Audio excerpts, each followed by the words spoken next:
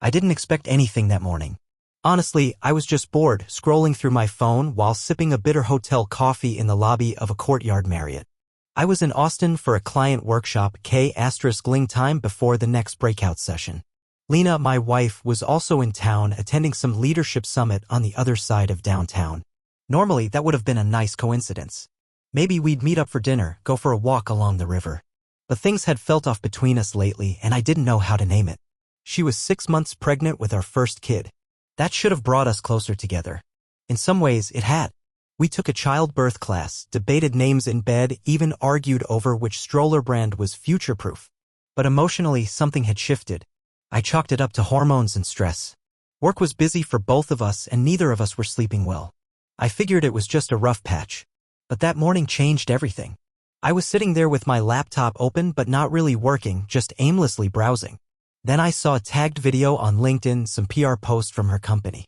I clicked without thinking, not expecting to see her, and there she was.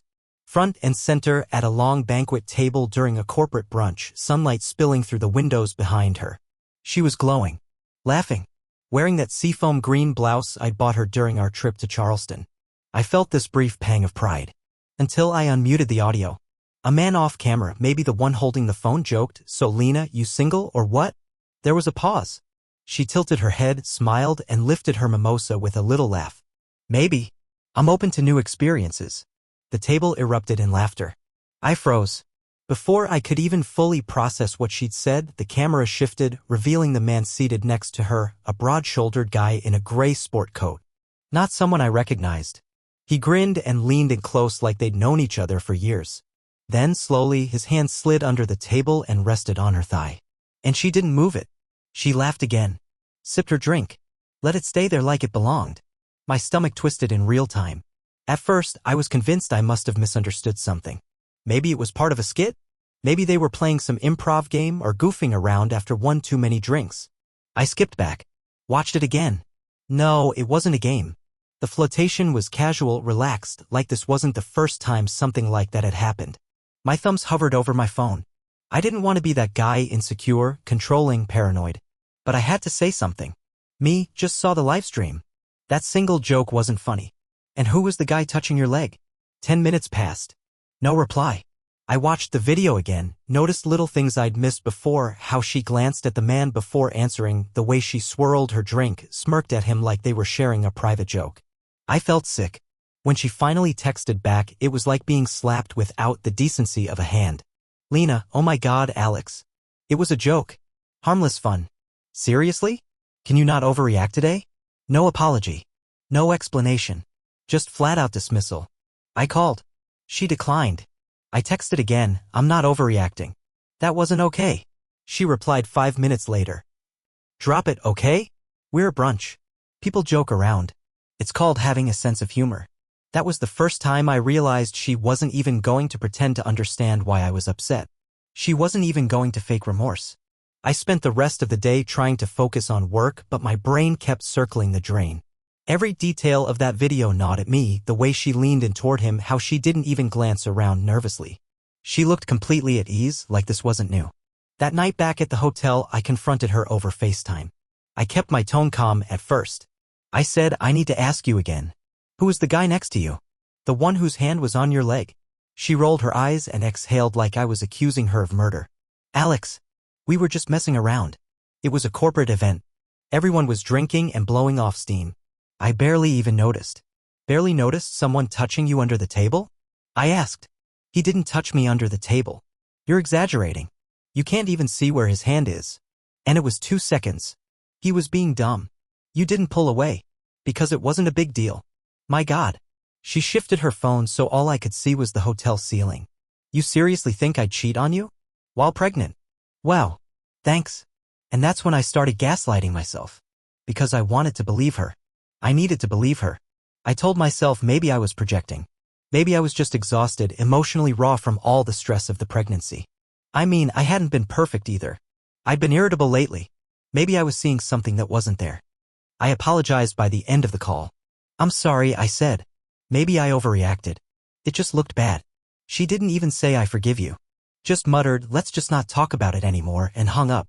But the thing was, once you've seen something like that, once that seed of doubt gets planted, it starts to grow. No matter how much you water it with rationalization, it spreads. Slowly, quietly. Like mold behind a wall. Over the next few days, I kept replaying the interaction in my mind, trying to convince myself that it didn't mean what I feared. I reminded myself Lena had always been social. She joked with coworkers. She liked to banter. This wasn't new behavior, right? But it felt different. And I couldn't explain why. She didn't bring it up again. No follow-up apology. No clarification. She just kept moving like nothing had happened. Like I was the one who needed to adjust my thinking. And I really tried to shake it off. The truth is, I didn't want to be the guy whose wife might be capable of something like that. I didn't want to become suspicious or controlling.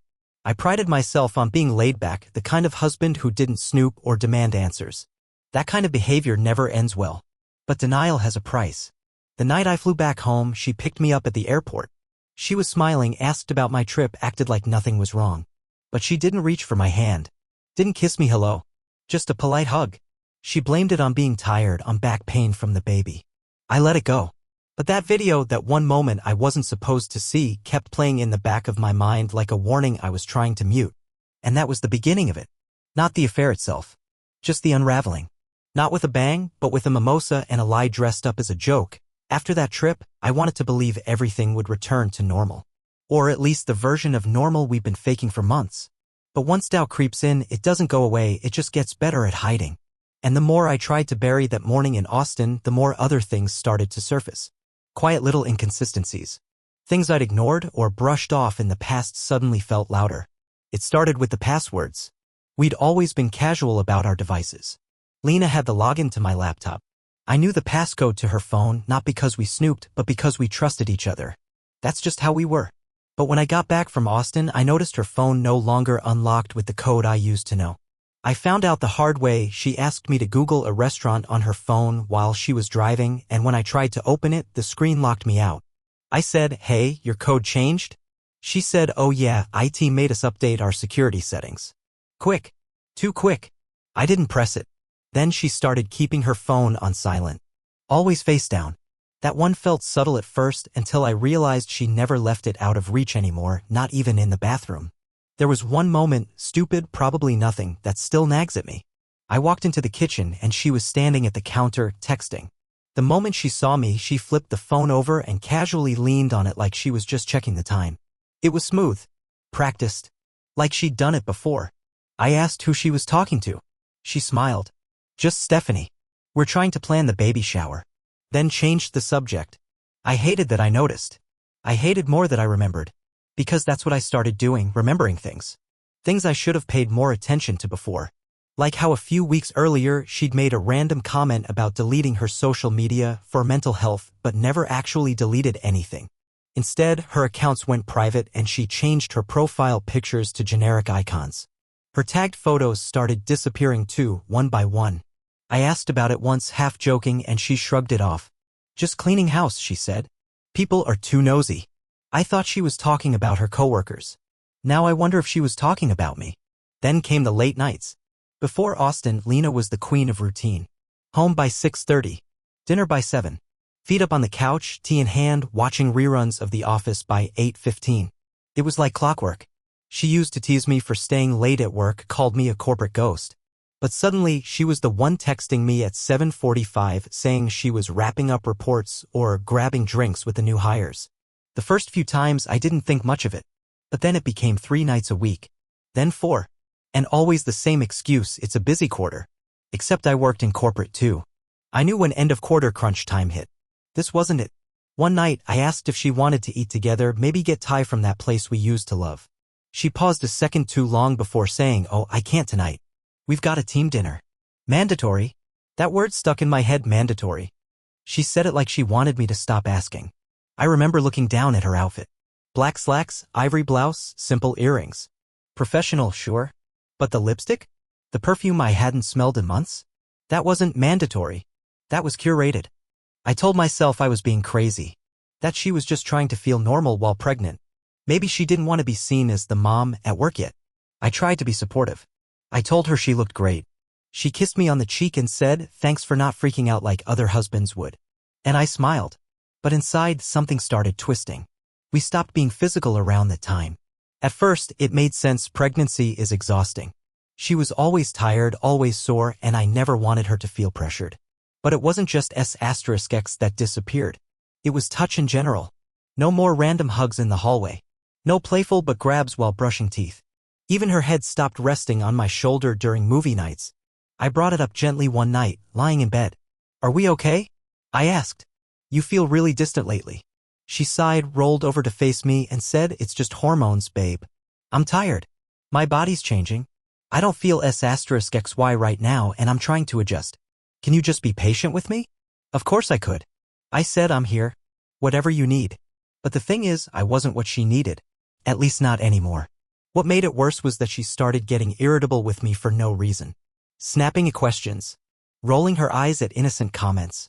Once, I asked if she'd want to go with me to a friend's barbecue, and she groaned like I'd asked her to walk across the country barefoot. "Why do you always want to go to these things?" she snapped. "Can't we just have one weekend where we don't do anything?" "Sure," I said, thrown off. "I just thought we might want to get out of the house." "God, Alex, it's not that deep. I'm just tired. I don't want to play happy couple right now." I didn't even know how to respond. She saw the look on my face, but instead of softening, she just walked away, muttering, "You're so sensitive lately." It was surreal. Like I was watching someone else live inside my wife's skin. Same voice, same face, but the warmth was gone. She didn't talk to me the same way. Didn't look at me with the same light. And yet, every time I brought up how I was feeling, she had an answer ready. A reason why I was wrong. Why I was reading too much into things. Why I needed to just trust her. So I did. Or at least I tried. But one night sealed it. It was a Tuesday, around 9:30 p.m. I was doing dishes when I heard the ping of her phone from the other room. I assumed it was just another work email, but something made me glance at it. The screen lit up with a preview. "Hotel keys on the dresser. Take your time." No name. Just that. By the time I picked it up, the message had disappeared. She'd set up some kind of auto-delete for previews. I stood there, hands still wet from rinsing plates, heart pounding. I didn't confront her. I told myself it was spam. A wrong number. A prank. That's how desperate I was not to see the truth. I lay awake that night, staring at the ceiling, her soft breathing beside me like white noise I couldn't shut off. I wanted to reach over and hold her belly. To feel her daughter kick. To remind myself of everything we were building. But my hand didn't move. And neither did hers. The next morning she was cheerful again. Overly so. Made pancakes, cracked jokes, even kissed me goodbye like nothing was wrong. I sat in my car outside the driveway after she left and just stared at the dashboard. Something was wrong. Something was happening. I just didn't know how deep it went yet. But I would. God help me, I would. I don't know what finally pushed me over the edge. Maybe it was the way she started dressing differently. Not just better, but deliberately. Hair curled on weeknights. Lip gloss for quick errands. New lingerie she never wore at home. I noticed it all but said nothing. I kept my head down and told myself, she's pregnant. Let her feel good about herself. But you can only gaslight yourself for so long before reality breaks through. It was a Friday night, 2 weeks after the hotel key text that vanished before I could read it fully. Lena said she was working late again. I didn't ask questions. I kissed her goodbye that morning, told her to take it easy, and tried to act normal. Then I did something I never thought I'd do. I opened her joint bank app. We'd shared an account since the first year of our marriage. At first, it was just to split bills. But over time, we stopped bothering with separate cards. We never hid anything. Or so I thought. Scrolling through her recent charges, most of it was normal, grocery runs, gas stations, the occasional Uber Eats. But something stood out. A series of transactions from a boutique hotel downtown. The same hotel where her leadership summit had taken place 2 weeks ago. 3 charges. 2 nights apart. Dated 2 days after the summit had ended. 1 for room service. 1 for valet. 1 for a spa charge. I stared at the screen for 5 straight minutes, trying to find a reason. A meeting? A company event? But Lena had told me she flew home the day after her panel. She even sent me a selfie from our couch. So why was she still in Austin? And who was she with? I needed more than speculation.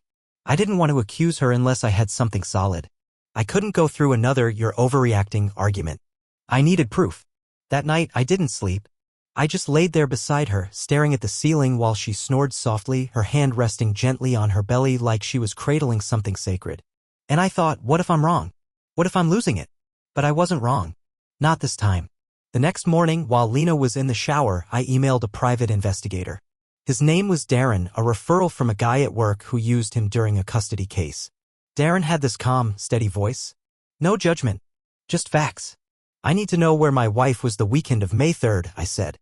She told me she came home, but I think she stayed in Austin. Do you have hotel names? He asked. I gave him everything, dates, location, the charges I'd seen. He didn't even hesitate. Give me 48 hours. That weekend was torture. Lena was in a good mood again, like she always was after one of her mysterious absences. She even wanted to watch a movie together, something she hadn't suggested in weeks. We sat on the couch, our legs barely touching. I tried to focus on the screen, but my heart was somewhere else. I looked at her while she laughed at a scene, and all I could think was, is this the same person I married? Is she laughing with him the same way when they're together? By Monday, Darren called. I've got something, he said. Can you meet? I left work early and drove to a strip mall office on the edge of town. His place looked more like a tax service than a PI's lair, no blinds, no drama. Just a small office with framed degrees and a mini fridge in the corner. He slid a manila folder across the table. Inside were 3 photos. The first showed Lena walking through the hotel lobby, suitcase in hand, her phone pressed to her ear. The timestamp was May 4th, 2 days after she told me she was home. The second photo was worse. It showed her standing outside the hotel elevator, arm in arm with the same man from the live stream. He was smiling. She was barefoot, wearing a thin, hotel-issued robe. The third photo gutted me. They were walking down the hallway, hand in hand, toward a room at the far end. Her head was resting on his shoulder. She looked happy, comfortable, at home. I stared at the images for a long time. They didn't feel real. Like someone had pasted her face onto a stranger's body.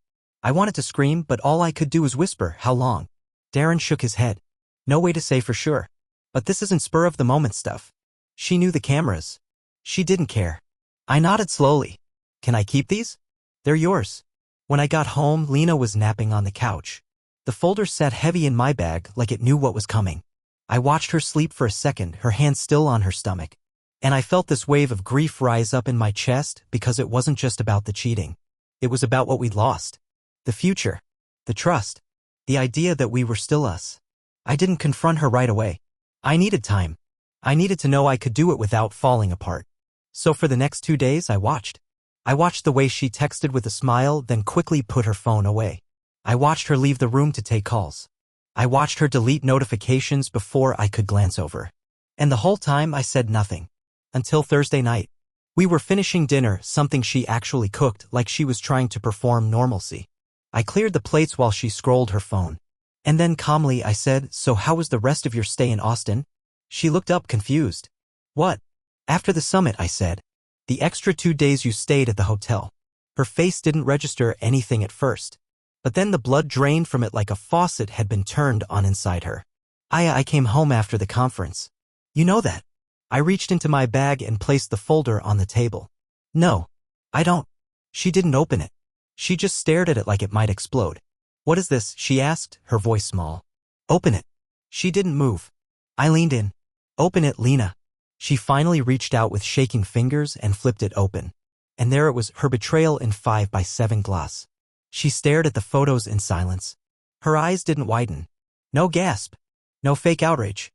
Just this exhausted exhale, like she'd been caught speeding and knew there was no way out of the ticket. I can explain, she said quietly. I laughed. I actually laughed. Of course you can. She looked up, and for the first time in months, her face wasn't cold. It wasn't angry or defensive. It was annoyed. You hired a PI? Seriously? Yeah, I said. Seriously. Because you lied. Over and over again. You said you were home. You said it was harmless. And you were in a hotel room with him 2 days after. It wasn't like that, she said quickly. It was complicated. I was scared. Of what? Being a mom? Being bored? What part of growing up did you decide to run from? You don't get it, she said, her voice sharpening. You don't know what it's like being pregnant and feeling invisible.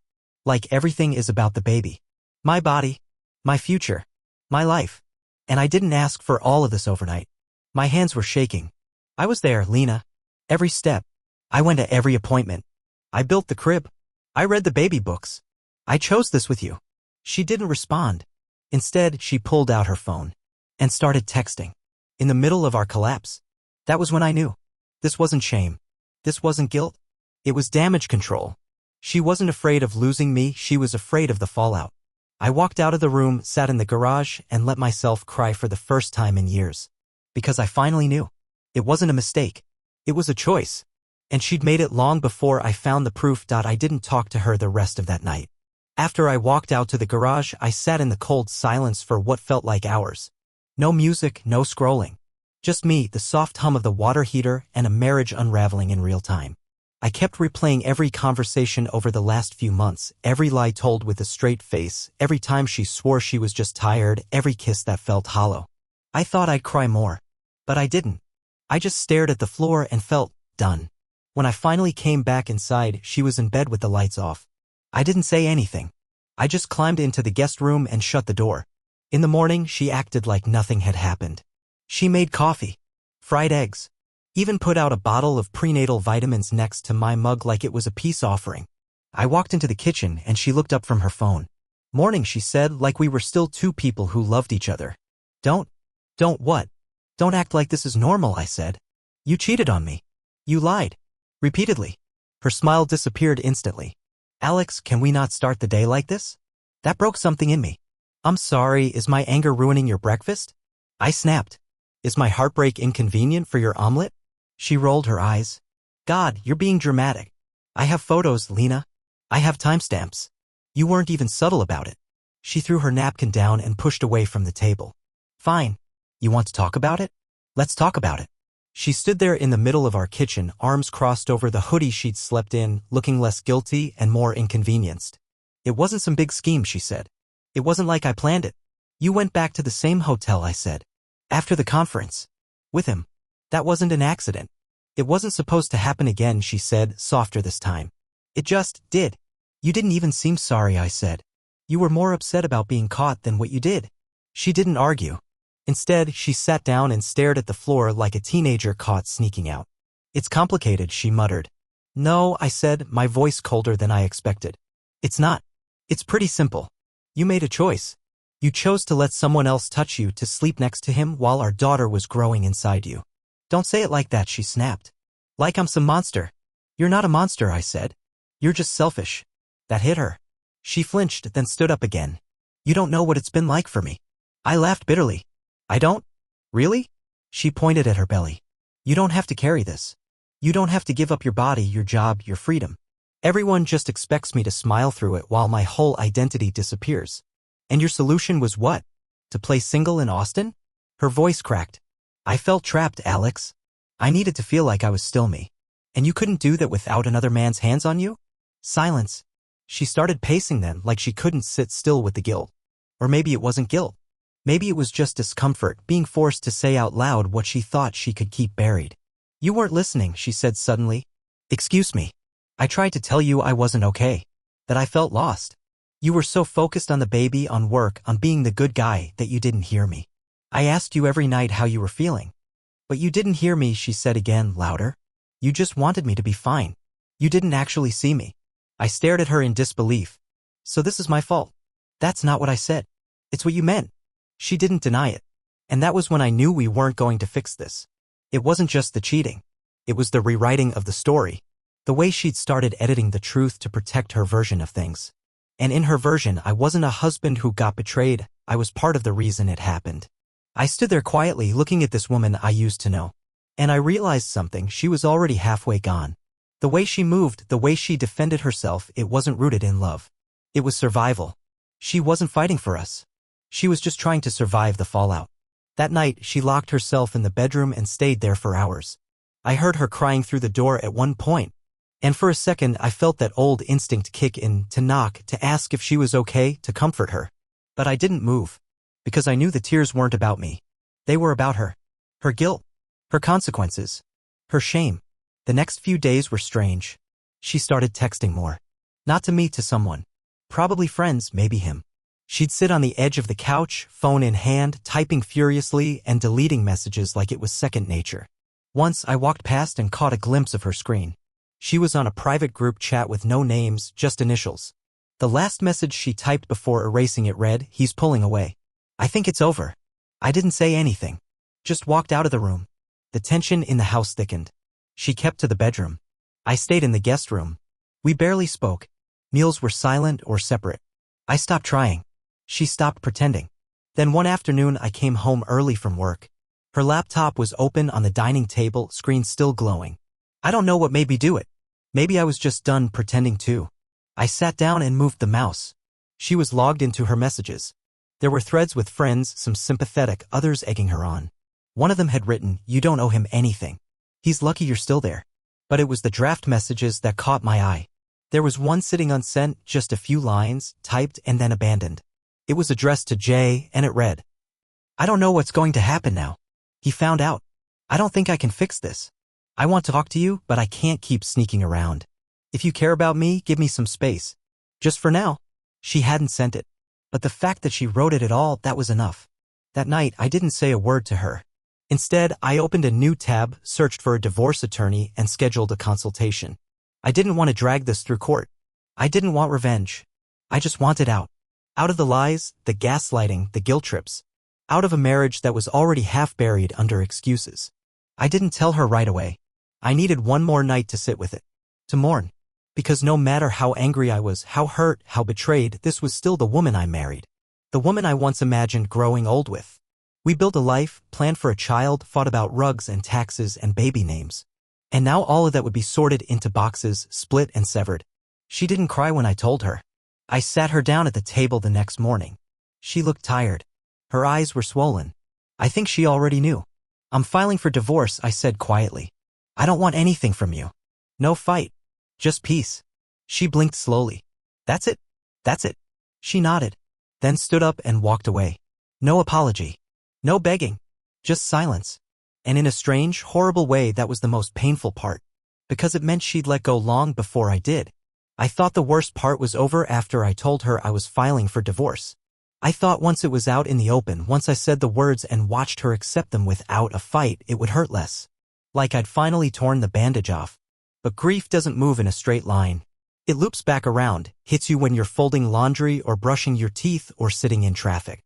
And humiliation? That's something else entirely. That's what comes when your private collapse becomes public knowledge. It started with a message request from a name I didn't recognize. The subject line just said, "You should see this." No context. No greeting. Just a link. I hesitated to open it, half expecting spam, half expecting something I couldn't unsee. Turns out I was right to be afraid. It was a forum post. Some Reddit thread in the relationship drama ecosystem filled with anonymous users and bored internet detectives. Someone had uploaded the live stream from the hotel brunch in Austin, the one with Lena and her mimosa, laughing as she declared she was open to new experiences. But that wasn't the worst of it. The post had been edited with side-by-side **TS, her smirking at brunch, and then security footage from the hotel elevator, timestamped and crystal clear, Lena and the same man from the video. He had his arm around her waist. She was looking up at him, smiling like she didn't have a care in the world. Then they kissed. It wasn't brief. It wasn't discreet. And it was recorded. The comments underneath were vicious. "How can you cheat while pregnant? Her husband must be a doormat. This is why some men never recover." There were thousands of upvotes, dozens of reposts, and Lena's name, her full name, was mentioned in the captions. Apparently someone at the event had recognized her, and it spread like wildfire through local social media circles. Within a day, the video was everywhere. By the end of the week, it was on 2 local blogs that specialized in workplace gossip and anonymous scandal. They didn't name me, but they didn't have to. Anyone who knew us, anyone who had even been at our wedding, could put the pieces together. I got texts from friends I hadn't heard from in years. "Hey man, saw something online. You okay? If you need anything, I'm around." Didn't want to believe it, but damn. Each one was like being kicked while already on the ground. I appreciated the concern. I really did. But part of me hated that they knew. That they saw what I saw. That my pain had become content for strangers to consume over popcorn and soda. And Lena? She disappeared. She stopped going outside altogether. Canceled her OB appointments. Ghosted her coworkers. She barely left the bedroom except to grab food or use the bathroom. The woman who once used social media to document every brunch, every dog walk, every caption-worthy sunset, she went radio silent. Deleted every platform. Blocked numbers. Shut out the world. At first, I thought it was shame. Maybe even regret. I hoped stupidly that this was a turning point. That she'd look at the wreckage and finally acknowledge what she'd done. But no. She wasn't sorry she cheated. She was sorry she got caught. I overheard her on the phone with a friend late one night, whispering in that hissed, panicked tone people use when they know they're being listened to. They're blowing it way out of proportion, she said. It wasn't even serious. People cheat all the time. I didn't know someone was filming. That was it. That was her takeaway. Not that she'd destroyed our marriage. Not that she'd humiliated the father of her unborn child. Just that someone had captured the moment she lost control. That week, we were supposed to attend her brother's wedding in Santa Barbara. We had RSVP'd months ago. Booked a hotel. Bought outfits. Her dress still had the tags on. My suit was waiting at the dry cleaners. But when the video leaked, everything changed. I got a text from her brother the next morning. Hey, maybe it's best if you two sit this one out. Not trying to take sides, just trying to keep things calm. And just like that, we were uninvited. She didn't argue. She didn't even flinch when I told her. Just stared at the carpet and said, yeah, probably for the best. I wanted to scream at her. Shake her out of her fog. Ask her how she could let everything collapse like this and still act like it wasn't a big deal. But what was the point? She'd already checked out. The only thing she cared about now was damage control, deleting things, scrubbing messages, making herself look less guilty on paper. And me? I was a ghost in my own house. I kept my distance, said nothing. Every now and then she'd try to make small talk, but it was always surface level. Mechanical. Like a coworker trying to avoid tension at a staff meeting. Once, she asked if I could bring her mail in from the porch. Another time, she asked if we had any more prenatal vitamins. That was it. That was what our marriage had become, errand requests between strangers who shared a last name. I stopped sleeping well. My body would crash at 2 a.m., then snap awake at 5 with my chest tight and my mind racing. Every dream was the same, me watching her walk away over and over while I stood frozen. I tried to go back to therapy. I figured maybe I could work through it. But the therapist just kept asking me what I wanted out of all this. And I realized I didn't know anymore. Forgiveness? Closure? Revenge? None of it felt satisfying. I just wanted peace. Quiet. A life where I didn't feel like I was being erased.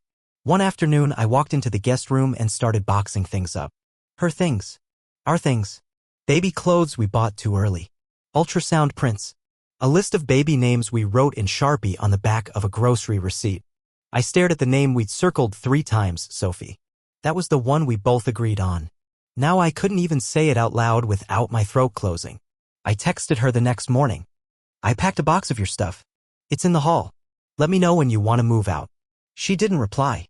But that night, the box was gone. Just like that. No conversation. No thank you. No goodbye. She also started sleeping in a different room closer to the door, I think. Like she was waiting for her exit strategy to finally materialize. It was sad in a way. There was no blowout fight. No screaming match.